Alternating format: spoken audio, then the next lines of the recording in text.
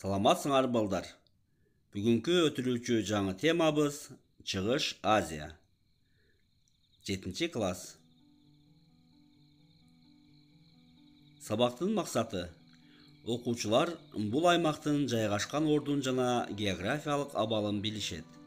Андагы өлкөлөр жана элдер жөнүндө маалымат алып, билимдерин өстүрүшөт.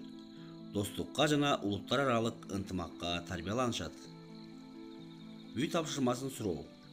Балдар, биз мурунку сабакта Түштүк Чыгыш Азия темасын өткөнбүз. Азыркы бере турган тапшырмалар ошол темадан болмокчу. Түштүк Чыгыш Азия кайсы жарым аралдан орун алган? Төмөндөгү варианттарды карап, эске түшүрөбүз. Туура жооп Б вариант, Индо-Кытай жарым аралы. Картада боелгон кайсы мамлекет экенин тапкыла. Картага жакшылап көз жүгүртөбүз жана табууга аракет кылабыз. Бул суроонун жообу Вьетнам. Бул кайсы Түштүк Чыгыш Азия өлкөсүнүн желеги? Кана таап көрөлүчү.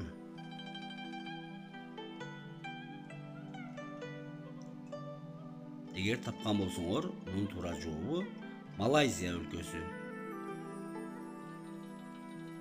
Жаңы темага киришүү. Бул аймак Азиянын чыгышындагы географиялык, саясий, этно-маданий регион болуп саналат. Түндүгүнөн Россия, батышынан Борбордук Азия, түштүгүнөн Түштүк Азия, Түштүк Чыгыш Азия, ал эми чыгышынан Тынч океанынын суулары чулгап жатат. Жаратылыш өзгөчөлүктөрү. Аймакка сейсмикалык активдүүлүк мүнөздүү. Климаты чыгыш бөлүгүндө муссондук. Ал эми океандан ичкериде жаткан Монголия жана Тибетте тоолуу континенттик катаал климат өкүм сүрөт. Калкынын жалпы саны 1 миллиард 620 миллиондон ашуун. Дүйнө калкынын 1/5 бөлүгүн түзөт. Отурукташуусу бирдей эмес. Кытайдын түштүк чыгышында, Корея жарым аралында, Тайвань жана Японияда калк жыш жайгашкан. Эң көп таралган элдер: Кытайлар, Япондор жана Корейлер. Экономикасы. Эң үлкөн өлкөлөргө Кытай жана Япония кирет. Ошондой эле Түштүк Корея, Гонконг, Тайвань да күчтүү өнүгүп, Азия жолборсторунун катарына кирген. Япония, Кытай жана Түштүк Корея автомобиль өндүрүү боюнча дүйнөдө алдыңкы өлкөлөрдөн болуп саналат.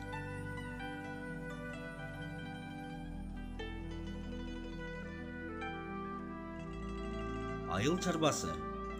Айыл чарбасы да мыкты өнүккөн.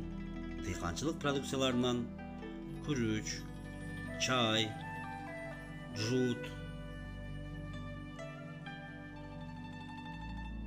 пахта,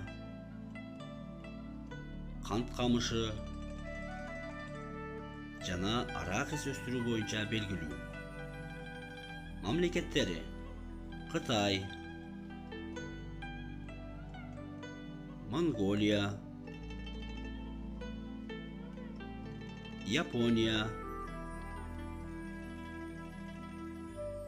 Түндүк Корея, Түштүк Корея жана Тайвань. Үйгө тапшырма. Маалыматтар менен таанышып, суроолорго даярдангыла.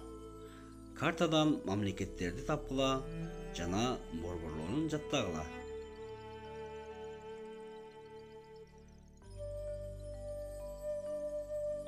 Сабак соңуна чыкты. Саламатта калгыла.